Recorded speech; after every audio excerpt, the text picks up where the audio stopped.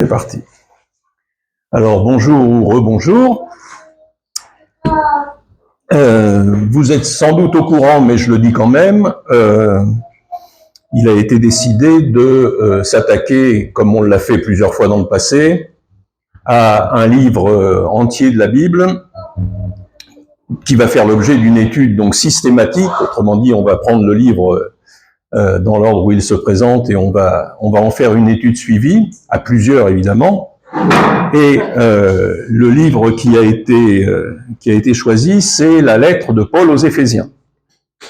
Et donc, en toute humilité, je vais ce matin esquisser une séance d'ouverture de cette étude.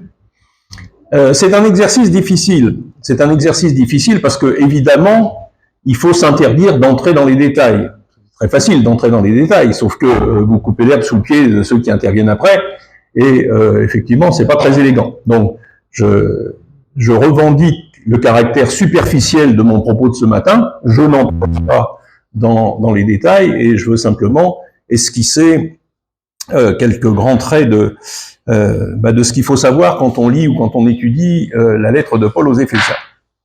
Si vous avez la curiosité de vous documenter sur ce livre,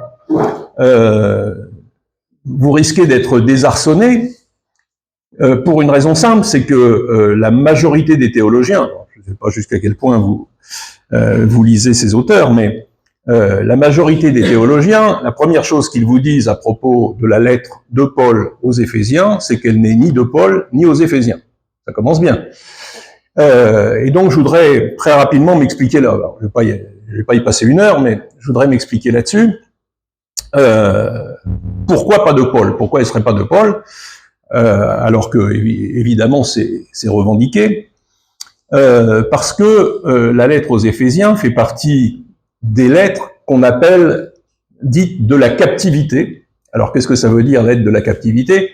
Eh ben, ce sont les lettres dans lesquelles Paul utilise la formule moi, Paul, prisonnier de Jésus-Christ. Alors, prisonnier de Jésus-Christ, évidemment, c'est un raccourci de langage. C'est pas Jésus-Christ qui le tient prisonnier. C'est prisonnier pour la cause de Jésus-Christ. À cause, on pourrait même dire ça comme ça, prisonnier à cause de la mission que je remplis pour Jésus-Christ. Et donc, des lettres comme celle-là, il y en a, sauf erreur de il y en a 4. Il y a donc Éphésiens, Philippiens, Colossiens et Philémon. Et donc, pourquoi est-ce qu'on dit pas de Paul? Parce que, alors, les lettres, ça m'oblige à entrer un peu dans les détails, mais ça n'a pas une importance considérable.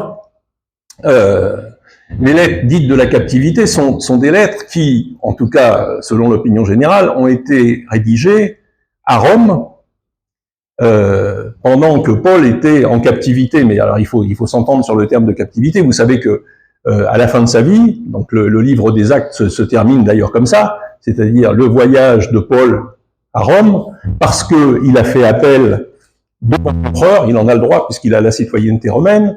Donc sa citoyenneté romaine lui confère le droit de faire appel devant l'empereur, ce qu'il a fait. Et donc du coup, faut aller devant l'empereur. C'est pas l'empereur qui se déplace évidemment.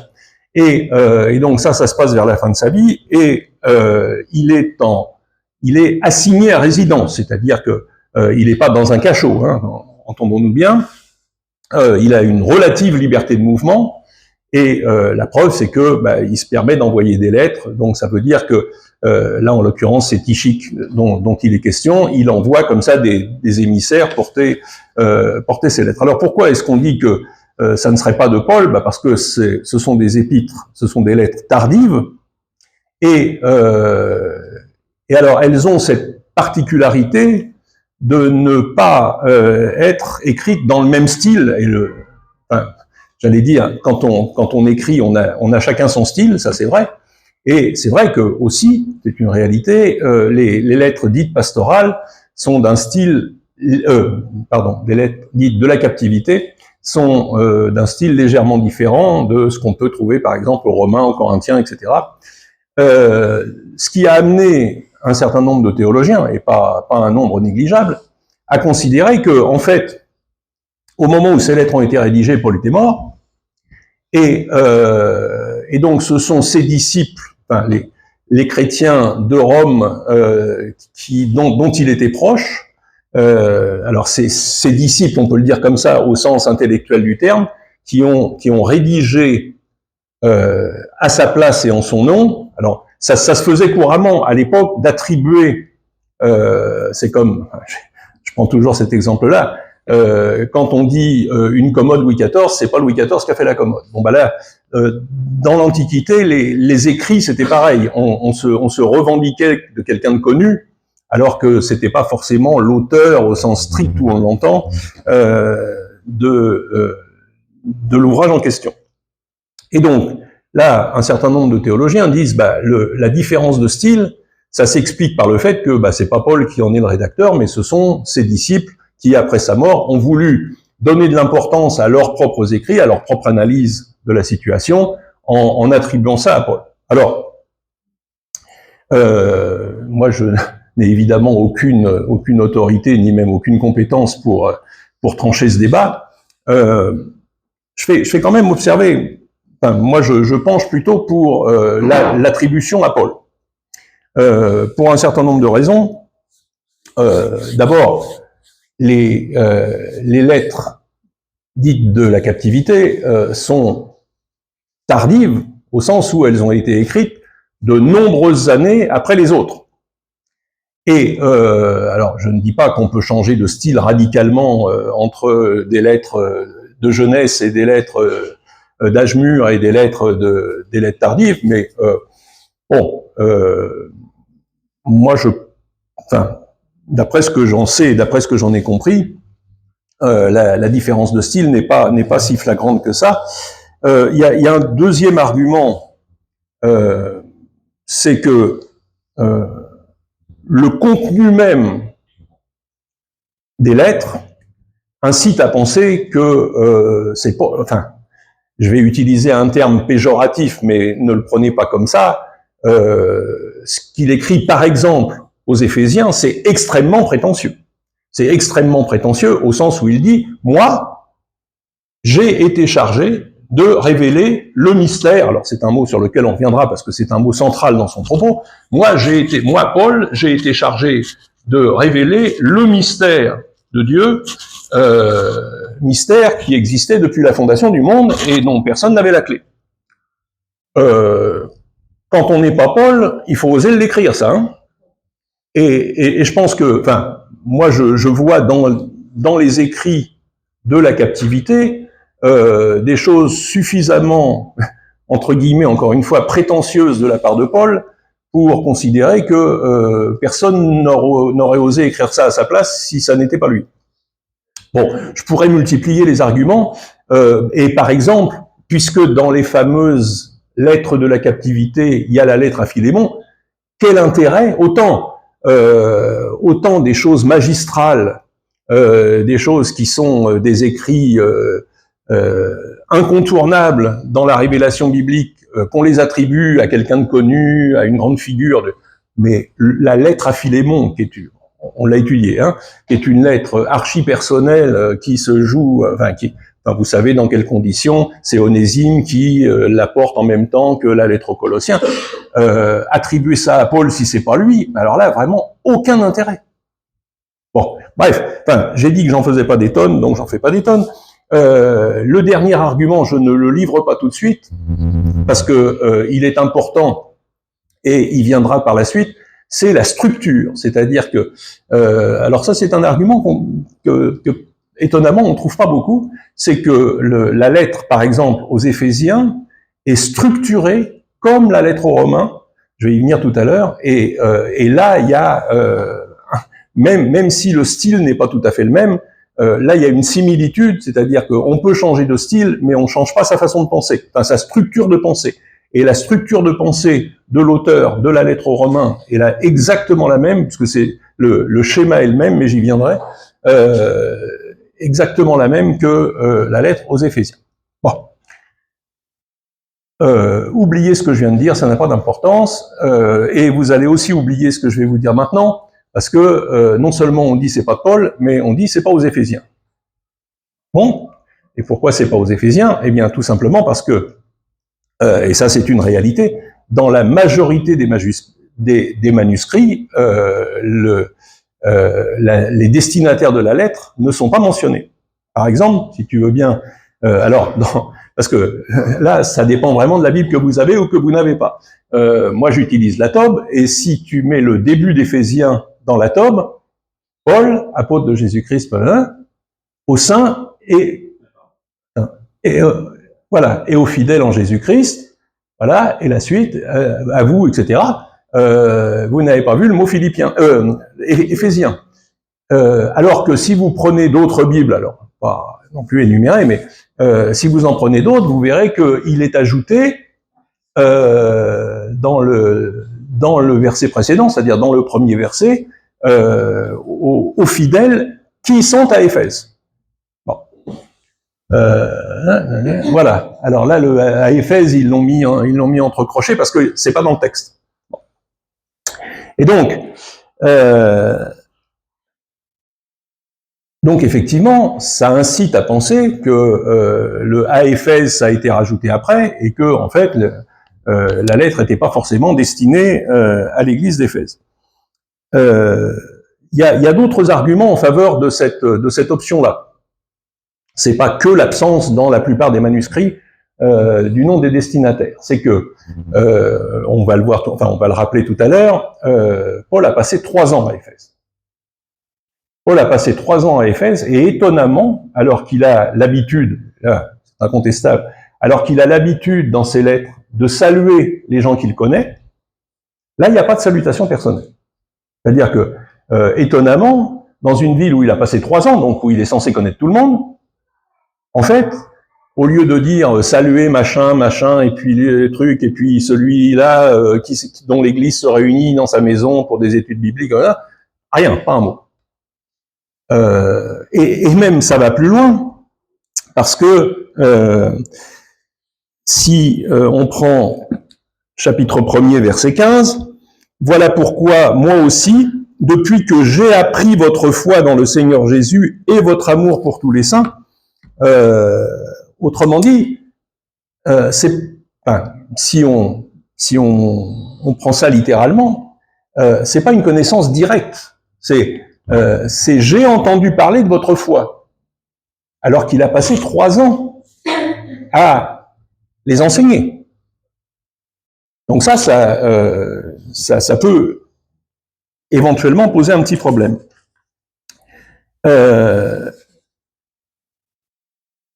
Les théologiens qui ont la nature hors du vide, et puis alors, je ne sais pas si vous avez remarqué, il y a une sale manie dans la sphère biblique, c'est que on aime bien se raccrocher à des trucs qui sont, qui tiennent comme ça peut, c'est-à-dire que par exemple, quand les archéologues trouvent une tombe et que sur la tombe il y a écrit Jésus, ça y est, on a trouvé le tombeau du Christ, alors que 5% de la population s'appelait Jésus quand même à l'époque, hein, donc c'est pas forcément gagné. Bon, là c'est pareil, c'est on sait pas, alors si c'est pas Éphésiens, qu'est-ce que c'est? Alors, ça tombe bien, il y a une lettre sans destinataire, et puis il y a une lettre qu'on a trouvée, et enfin qui a des destinataires mais qu'on n'a pas trouvé, c'est la fameuse lettre aux chrétiens de Laodicée. Puisque vous savez que Paul, vous savez, oui, que Paul a écrit une lettre aux Colossiens, et il en a écrit une aux Laodicéens. Il y en a une qu'on a et l'autre qu'on n'a pas. Je vous... Donc, à la fin de Colossiens, il dit « Quand vous aurez lu ma lettre, faites en sorte qu'on la lise aussi dans l'église de Laodicée, et de votre côté, lisez celle qui viendra de Laodicée, c'est-à-dire échangez vos lettres pour que les deux soient lues dans les deux églises, étant précisé qu'entre Colosse et Laodicée, il y a 15 bornes. Donc, c'est facile. C'est pour ça qu'il dit lisez la lettre que j'ai adressée à vos voisins. Donc, les théologiens ont trouvé facile de dire, voilà, la lettre qu'on ne trouve pas et qui était destinée aux chrétiens de Laodicée, en fait, c'est celle qu'on a baptisée aux Éphésiens. Alors, là encore, je vais vous paraître d'un classicisme ou d'un conservatisme un peu naïf, mais moi je pense que la lettre est bien destinée aux Éphésiens. Il y a plusieurs arguments pour ça. Bon, la première, c'est que même si ça n'est pas mentionné dans tous les manuscrits, il y a quand même des manuscrits, et pas un comme ça perdu, où on pourrait penser qu'un copiste, voilà. Il y a quand même un certain nombre de manuscrits où il est indiqué aux fidèles qui sont à Éphèse. Déjà. Donc pourquoi inventer ça si c'était la Odyssée? Moi, je vois pas bien. La méconnaissance qu'il semble avoir de l'Église d'Éphèse, dont il ne salue personne nommément et dont il dit j'ai entendu parler de votre foi, c'est lié aussi au fait que entre le moment où il quitte Éphèse pour la dernière fois, il est allé 2 fois, on va voir ça après, entre le moment où il quitte Éphèse et le moment où la lettre est rédigée, il y a plusieurs années. Et donc, ça explique que, et surtout que l'église d'Éphèse, d'après ce qu'on en sait, est une église qui a un taux de croissance assez impressionnant, un peu comme nous. On peut plaisanter de temps en temps. Donc, le taux de croissance de l'église d'Éphèse fait que, effectivement, si vous restez absent pendant 2 ans, il y a déjà la moitié des gens que vous ne connaissez pas parce qu'ils sont arrivés après. Donc ça, c'est pas de. Et puis, alors ça c'est un argument. Alors, vous pensez bien que c'est pas moi qui l'ai inventé celui-là. Il y a un argument que j'ai lu et qui me paraît assez convaincant, c'est que il y a en fait une proximité, alors une très grande proximité, on y reviendra quand on sera dans les détails, mais il y a une très grande proximité de structure entre la lettre aux Éphésiens et la lettre aux Colossiens. Ce qui fait que si c'était Colosse et la Odyssée, c'est-à-dire les 2 fameuses villes à 15 bornes l'une de l'autre, l'intérêt d'un échange des lettres, comme ce que préconise Paul, serait pas manifeste, parce qu'on dit à peu près la même chose dans les 2 lettres, et donc dire échangez vos lettres comme ça, chacun prendra connaissance de la lettre adressée à l'autre, bon, ça n'aurait. Alors, en tout cas, alors je m'étais dit que ça j'y passerais 10 minutes, donc ça ira comme ça, et c'est d'autant moins important ce que je viens de dire. C'est d'autant moins important que, et ça on va le lire, on va l'expliquer, on va l'approfondir, la lettre aux Éphésiens, qu'elle soit aux Éphésiens ou pas aux Éphésiens, à la limite, sur ce point-là, peu importe, elle a vraiment alors là pour le coup, une portée universelle. C'est-à-dire que on aurait pu écrire, et on pourrait écrire, lettres adressées à tous les chrétiens de tous les temps et de tous les lieux. Parce que c'est vraiment un exposé dogmatique, un exposé de théologie systématique, et donc ça instruit n'importe quel chrétien, quel que soit le pays où il habite, quelle que soit l'époque où il vit.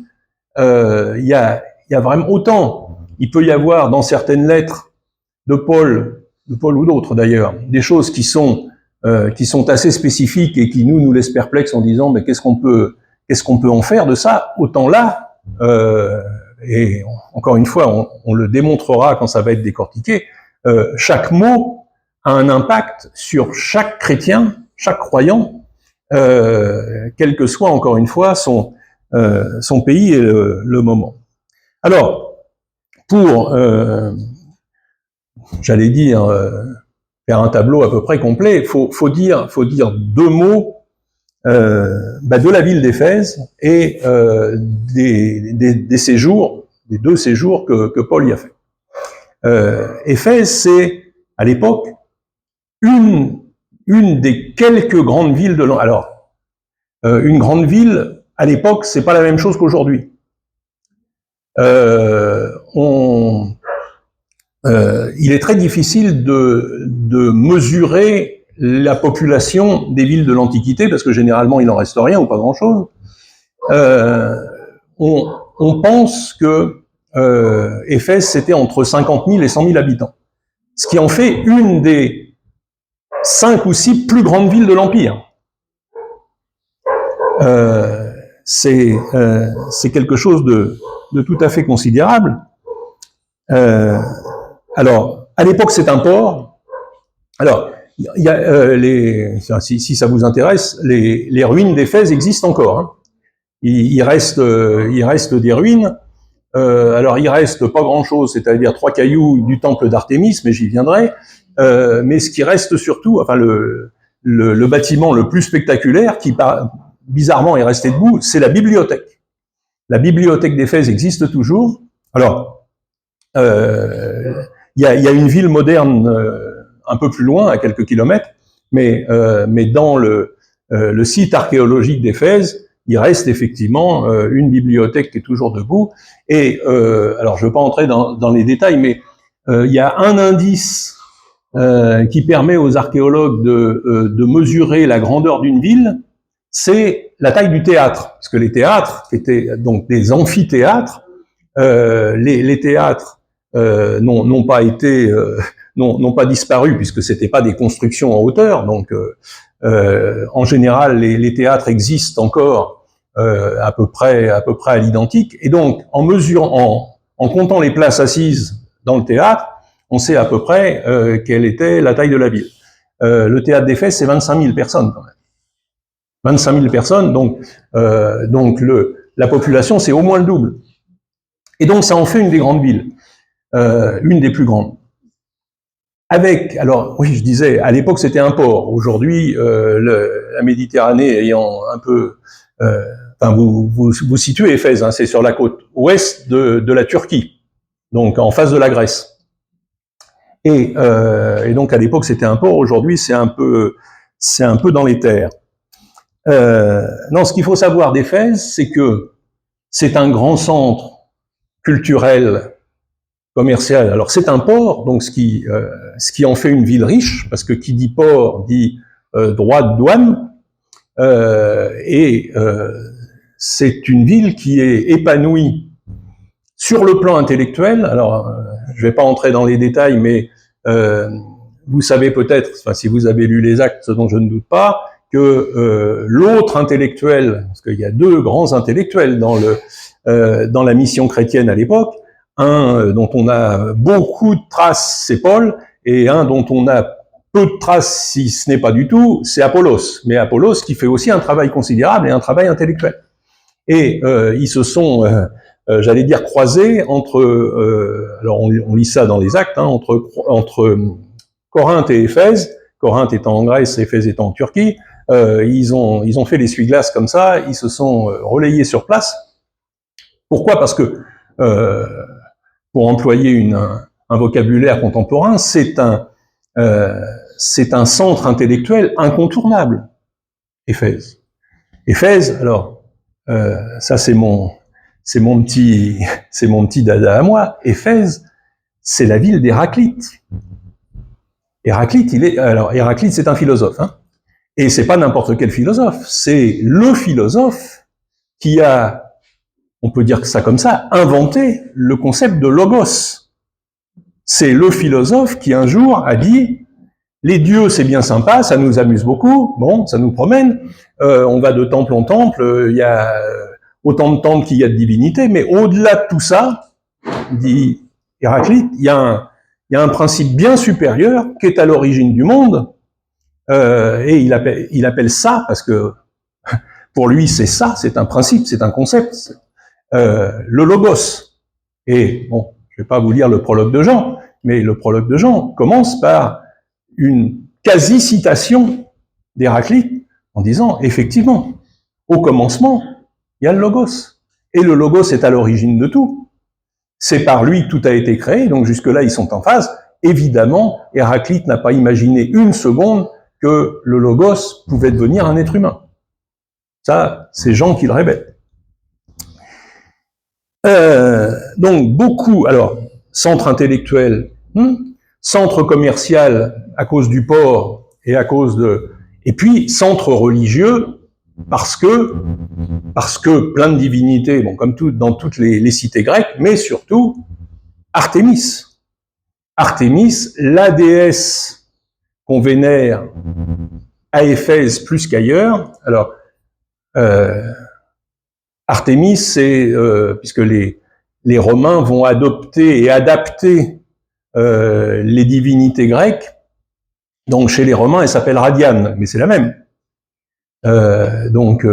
Diane, déesse de la chasse. Je pense que vous avez entendu parler de ça. Artémis, c'est effectivement la déesse de la chasse et aussi la déesse de la procréation. Et donc, c'est la divinité dont le temple, parce que là, on sait, même si il n'existe plus, on a les dimensions du temple d'Artémis, et c'est considérable. Et ça drainait une quantité de pèlerins absolument énorme, et comme, enfin, c'est Paul qui nous, plutôt c'est Luc, c'est dans les Actes, et ça c'est des détails, j'allais dire, qui ne s'inventent pas. Donc là, il y a vraiment une touche de vérité dans le récit. Si vous allez à Paris, il y a des chances qu'on vous propose une petite tour Eiffel en porte-clés. Bon. Et ben à Éphèse, c'est pareil. C'est pareil, c'est pareil. Pas tout à fait pareil, mais on vous offre pas une Artémis en porte-clés, mais une mini statue d'Artémis en argent. Vous avez ça, alors je vais essayer de vous le retrouver.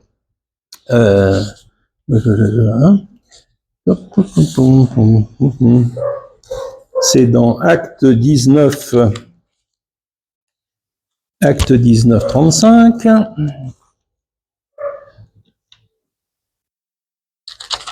Alors, ça dit quoi, Acte 19, 35 ? Je vais vous dire ça.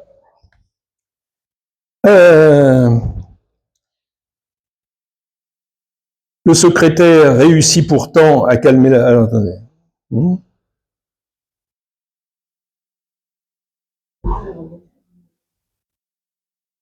Non, c'est pas ça. 24, alors on va essayer de trouver 24.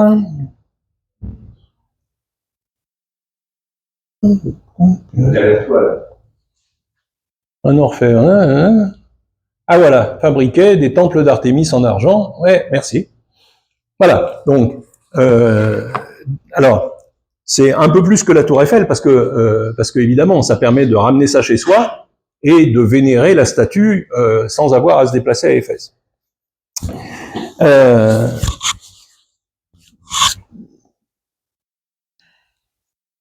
35. Il disait quoi, celui que...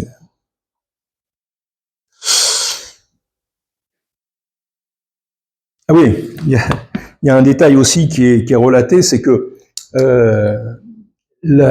parce que on ajoute, enfin quand on se crée, quand on s'invente une divinité, faut aussi inventer le surnaturel qui va avec, hein, parce que sinon, pas une divinité. Donc là, le surnaturel qui va avec, c'est que la statue, cette fameuse statue dont Démétrius fait des reproductions, la statue d'Artémis qui est dans le temple d'Artémis, en fait, elle n'a pas été faite par les hommes, elle est descendue du ciel. Et c'est ce que, voilà. Donc c'était pour ça que j'avais noté la référence, acte 35, c'est le secrétaire réussit pourtant à calmer la foule.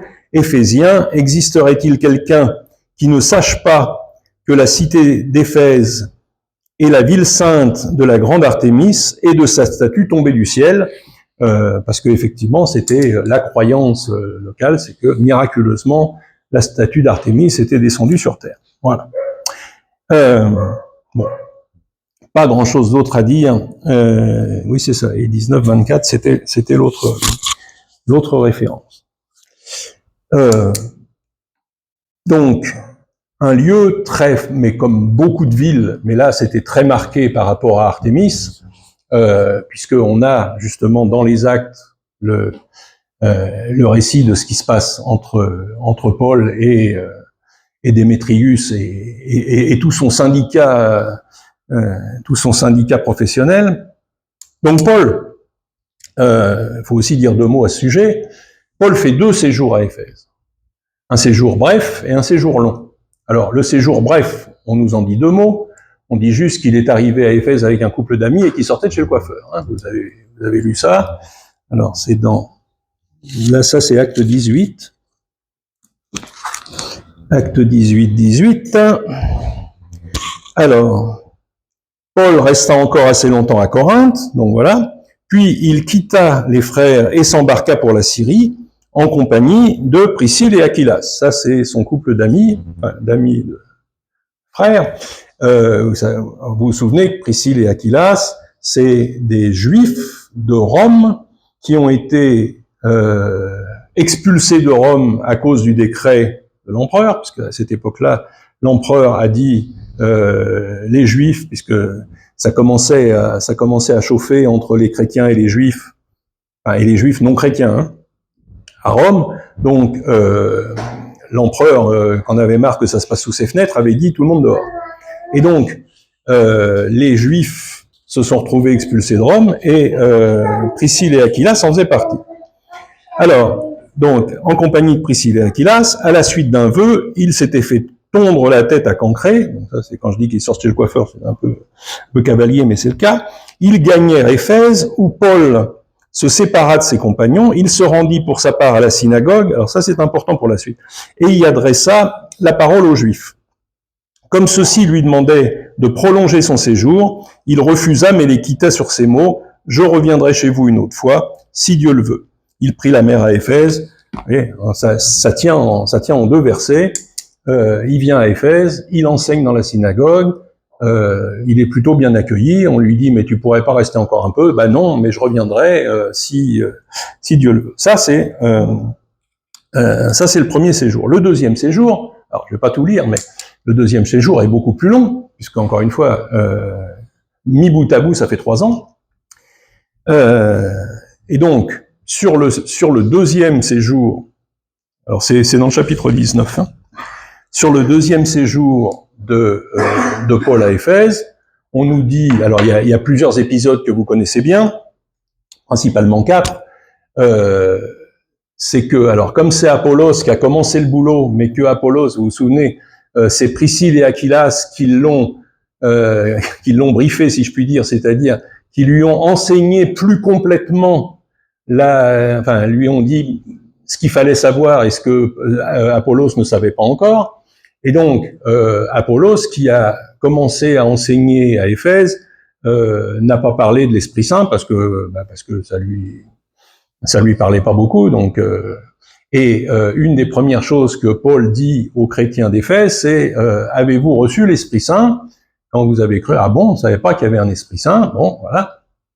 Et donc, Paul prie pour eux, leur impose les mains et reçoivent l'Esprit Saint. Ça, c'est le premier épisode. Le deuxième épisode dont il est question, toujours à Éphèse, bien sûr, c'est donc il enseigne dans la synagogue, et puis plus ça va, plus l'hostilité, parce que l'annonce de l'évangile, c'est toujours comme ça, c'est-à-dire que au départ, on a droit à une écoute, j'allais dire bienveillante, et puis plus ça va, plus ça se fracture au niveau de l'auditoire, c'est-à-dire il y a ceux qui sont convaincus et ceux qui sont pas convaincus, et ceux qui sont pas convaincus, ils deviennent hostiles. Et ça, c'est ce qui arrive. Et donc, comme ceux qui sont pas convaincus sont plus nombreux, en 2 mots et pour schématiser, Paul se fait virer de la synagogue. On lui dit, bon, ça va bien maintenant, va raconter tes trucs ailleurs.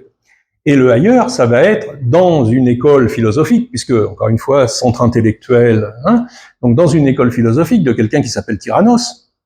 Et là, il va y rester, donc il a déjà passé 3 mois à enseigner dans la synagogue, et là, il va rajouter 2 ans dans l'école de Tyrannos, c'est-à-dire que il va être en quelque sorte hébergé comme enseignant, et donc là, ça va lui permettre alors d'entrer dans le détail de l'enseignement et d'approfondir ce qu'il a à dire aux Éphésiens.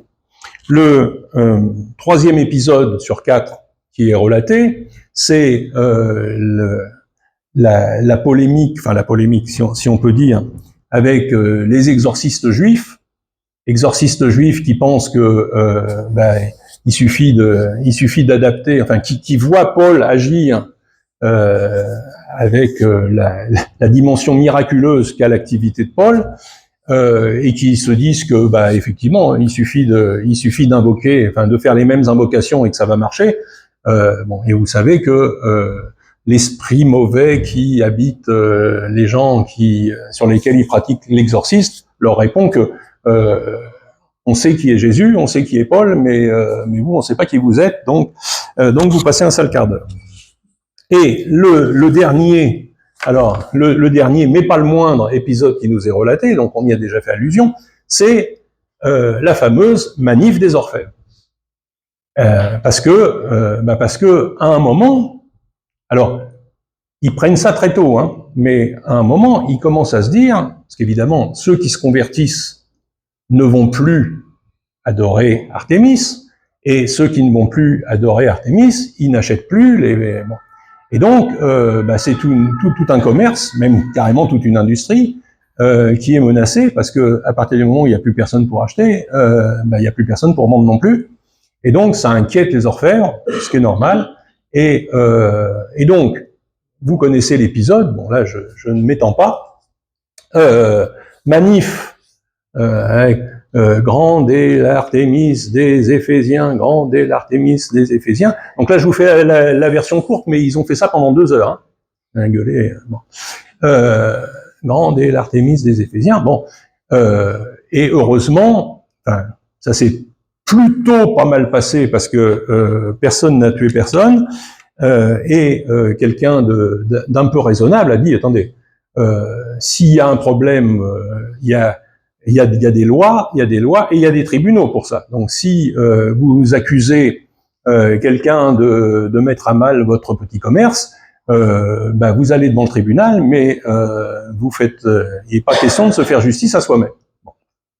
Et du coup, Paul s'en tire plutôt bien, bon, même s'il a eu l'imprudence de vouloir aller directement se confronter avec eux, mais heureusement quelqu'un l'a ramené à la raison en lui disant c'est peut-être pas une bonne idée d'aller se friquer avec eux parce que tu risques de pas en sortir indemne. Bref, il s'en sort bien et après il reprend la mer pour une autre destination. Voilà. Il me reste pas grand. Ça c'était pour brosser le contexte. Encore une fois, sans entrer dans les détails, je me contente de dire quel est le sujet de l'épître, parce que c'est un sujet, enfin c'est prétentieux ce que je vais dire, mais il y a pas plus important dans la Bible. Il n'y a pas plus important. Paul va utiliser un mot assez inhabituel, il va parler du mystère.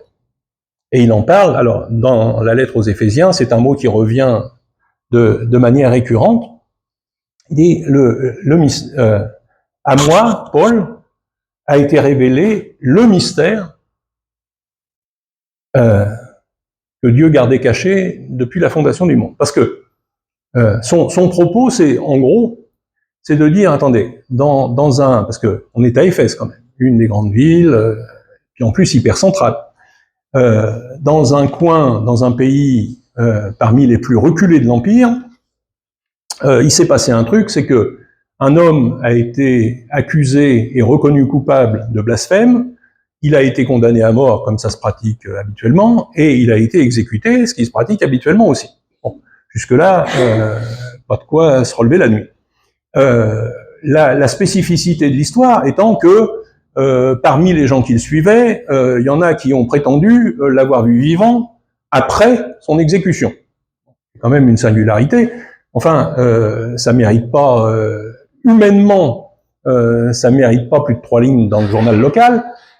Et Paul dit, ça, figurez-vous, c'est quelque chose, c'est un événement dont on peut considérer qu'il n'y en a pas eu de plus important depuis la création de l'univers. C'est ça son propos. C'est de dire, voilà, il y a un mystère qui m'a été révélé à moi et moi je vous le révèle. Alors, il appelle ça la récapitulation. La récapitulation, c'est le mot qu'il emploie, parce que c'est un seul mot, donc c'est le français. Alors, c'est le français récapitulation, mais c'est étymologique.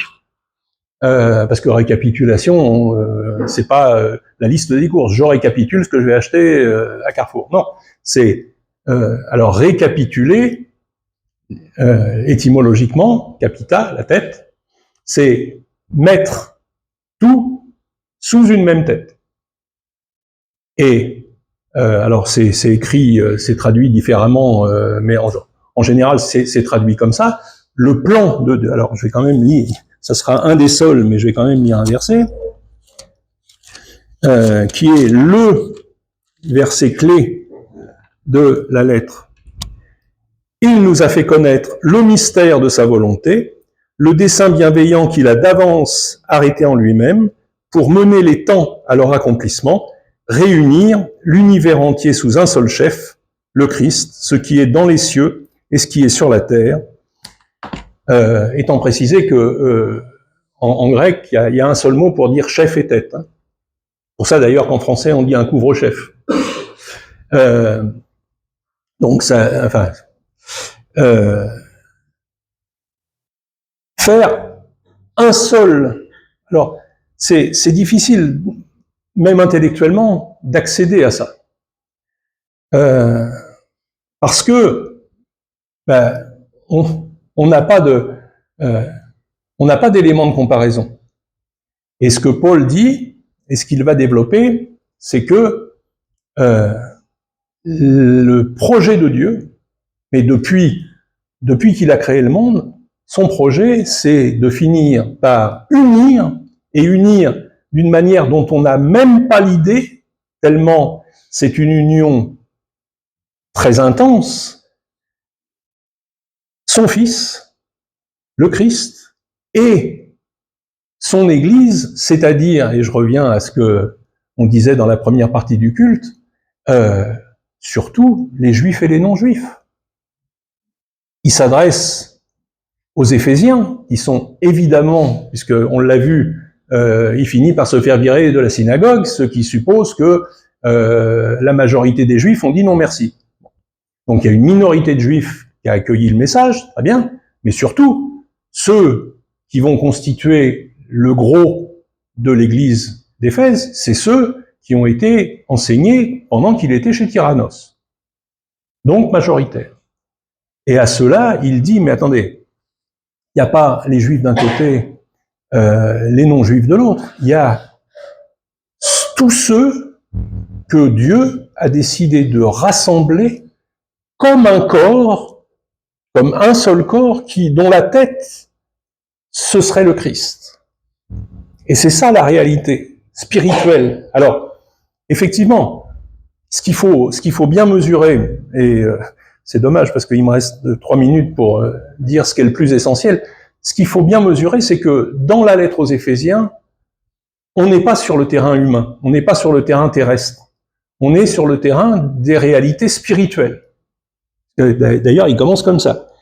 Il nous a bénis de toutes sortes de bénédictions dans les lieux célestes en Christ.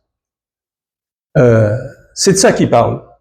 Parce que si c'est des choses terrestres, c'est à la portée de tout le monde. Et quand il dit, moi, j'ai eu la clé du mystère, c'est-à-dire j'ai eu la révélation de ce que Dieu a fait dans son univers à lui, dans le ciel, dans cet univers spirituel qui est le sien.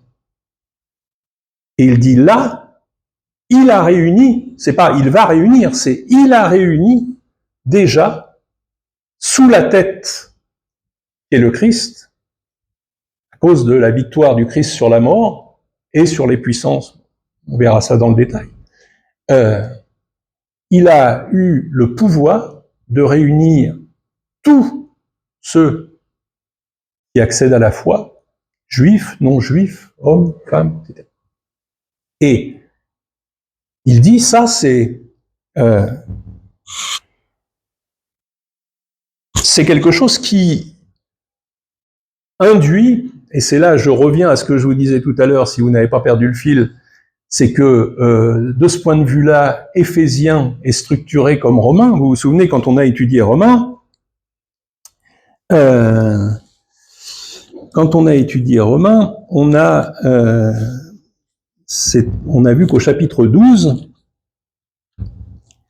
de Romains, voilà, puisque les 11 premiers chapitres de la lettre aux Romains, c'est « Voilà ce que Dieu a fait », et à partir du chapitre 12, voilà les conséquences qu'on doit en tirer. Vous vous souvenez de ça, hein? Je vous exhorte donc, frères, à vous offrir vous-même en sacrifice. Donc, voilà le cadeau que Dieu nous a fait.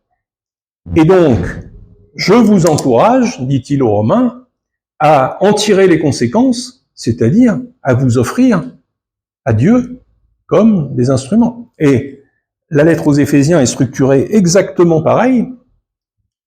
3 premiers chapitres. Voilà ce que Dieu a fait dans son univers à lui, qui est l'univers spirituel. Alors, c'est vrai, dit Paul, c'est pas très facilement accessible. C'est pour ça qu'il prend des exemples. Il prend l'exemple d'un corps dont le Christ est la tête et dont tous les chrétiens sont les membres. Et après, il prend aussi, vous le savez aussi bien que moi, il prend aussi l'exemple de la construction. C'est-à-dire, comme quand vous mettez des pierres les unes sur les autres, ça finit par faire une construction, et c'est une construction unique, faite de pierres ajoutées, enfin de pierres et de toute autre chose, ajoutées les unes aux autres. Eh bien, il dit, ce que Dieu a fait, c'est ça.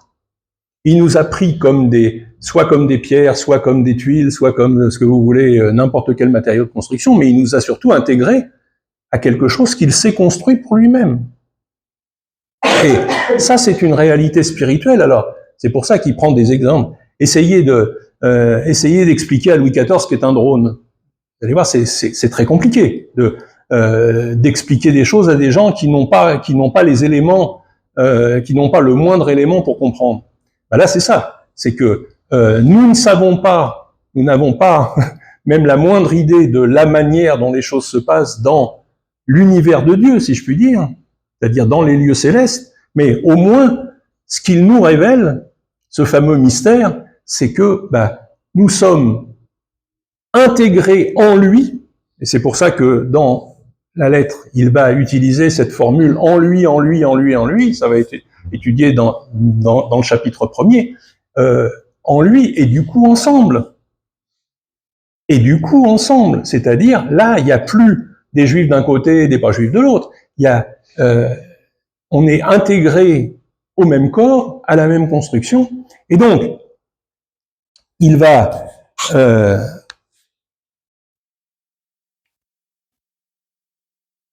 développer dans la deuxième partie, donc c'est de la même manière qu'il l'avait fait pour Romains, il va au chapitre 4 dire, alors voilà ce que Dieu a fait pour nous, il nous a unis, mais unis d'une manière qu'on ne peut même pas imaginer. Moi, je vous avoue que, enfin, j'ouvre une petite parenthèse, même s'il est tard, il y a toujours un truc qui me chiffonnait, c'est que dans l'au-delà, on ne sera pas marié. Parce que vous savez que Jésus répond aux Sadducéens qui disent, mais le mec qui se marie, enfin la femme qui a les 12 frères, là, elle est mariée avec qui finalement dans l'au-delà, et Jésus répond, mais c'est pas comme ça que ça marche. Dans l'au-delà, on n'est pas marié. Et moi, je me serais bien vu marié pour l'éternité, surtout que je suis pas trop mal tombé dans ce domaine. Donc je me disais, c'est dommage, moi j'aurais bien prolongé le bail.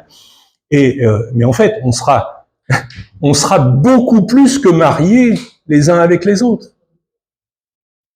Tous ceux que Dieu aura choisis pour les intégrer au corps de son Fils, mais on sera infiniment plus que mariés. On sera liés comme on ne peut pas imaginer. Mais ce qui est important, c'est qu'il dit, donc, je vous exhorte donc dans le Seigneur, moi qui suis prisonnier, bon, mais ça, accordez votre vie à l'appel que vous avez reçu. Et donc, la deuxième partie de la lettre, c'est dire ça, comme pour les Romains. Voilà ce que Dieu a fait pour vous, pour nous d'ailleurs, Et donc, voilà les conséquences qu'il faut en tirer. Donc, aux Romains, ils disent, offrez votre corps. Et là, il dit, accordez votre vie à l'appel que vous avez reçu. C'est-à-dire que cette réalité céleste, cette réalité spirituelle qui veut que Dieu nous a intégrés dans son Fils, en lui, on a tout. Ça, faut en tirer des conséquences. Faut en tirer des conséquences et il faut autant que possible, autant qu'on en est capable, mais il est là pour nous aider. Et alors je peux pas parler de la Trinité, mais si on a développé la doctrine, le mot Trinité n'est jamais employé dans la Bible, mais si on a développé la doctrine de la Trinité, c'est entre autres choses parce que c'est très clair dans le premier chapitre des Éphésiens, c'est Père, Fils, Esprit. Et donc, avec l'aide de l'Esprit, nous faire vivre déjà, maintenant. Donc il va parler de la relation les uns avec les autres, de la relation entre hommes et femmes, de la relation entre maître et esclave. Et puis il va dire l'hostilité que vous rencontrez, c'est pas une hostilité humaine, c'est l'hostilité des pouvoirs, des puissances, des autorités qui ont perdu la bataille lors de la résurrection. Jésus a vaincu tout ça, et nous, on doit, parce qu'on est en lui, vaincre ça aussi. Et donc, il nous dit simplement, vivez sur le plan terrestre, sur le plan humain, sur le plan de l'aujourd'hui, vivez la réalité que Dieu a d'ores et déjà faite dans son univers à lui. Dans son univers à lui, il n'y a plus ni juif ni grec. Dans son univers à lui, il y a simplement un amour qui vient de lui et qui doit nous imprégner au point, déjà maintenant, de faire preuve du même amour les uns pour les autres, puisqu'on est un. Et c'est ça qui va développer. Alors, bon, midi, je m'arrête, comme d'habitude. Et j'en ai pas l'habitude, mais je voudrais terminer par la prière. Je voudrais terminer par la prière, et parce que, alors, il y a plusieurs façons de prier. Je pourrais prier avec mes mots.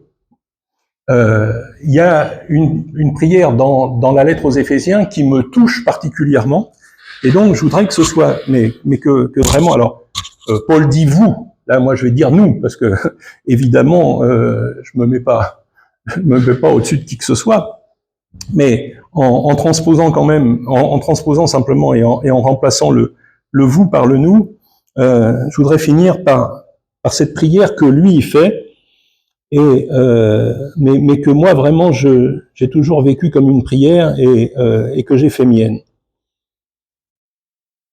Que le Dieu de notre Seigneur Jésus-Christ, le Père à qui appartient la gloire, vous donne un esprit de sagesse, nous donne un esprit de sagesse, qui nous le révèle et nous le fasse vraiment connaître, qu'il ouvre notre cœur à ses lumières, pour que nous sachions quelle espérance nous donne son appel, quelle est la richesse de sa gloire, et de l'héritage qu'il nous fait partager avec les saints, et quelle immense puissance il a déployée en notre faveur, à nous, les croyants. Amen.